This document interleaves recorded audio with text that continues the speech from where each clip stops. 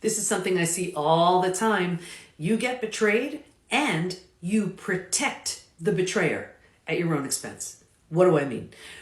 Well, you feel like, well, that person's going to be everybody's going to be so disappointed if they find out what happened. I'm going to feel so bad if, our family looks at them differently, whatever it is. And what happens is, in protecting the betrayer, you're hurting yourself and you're paying the price in symptoms of post-betrayal syndrome. Now, I want to be clear. I'm not saying you're looking to throw them under the bus. That's not what I'm saying at all. But when you are protecting the betrayer, and here's the thing too, if the betrayer is really happy to go along with that, question that as well. Because a betrayer who realizes the damage that they've done, they're not looking to what I've seen in my own experience and what we see with members within the PBT Institute.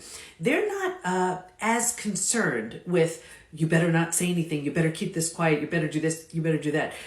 They're ready to heal. How do you heal shame? You bring light to it, you bring honor to it. But what I know for sure is that when you're paying the price by protecting the betrayer, it's not helping them, and it's certainly not helping you. So many ways to move through this. But if you're struggling with these symptoms, and if you're feeling so resentful and so frustrated and so bitter and all of these emotions because everybody is looking at the betrayer like, oh my gosh, they're the greatest. They're so wonderful. They're this and that. And you know the truth about what's happening, and they're not owning up to it. It's not fair to you. Again, not suggesting you throw them under the bus. That's not what I'm talking about.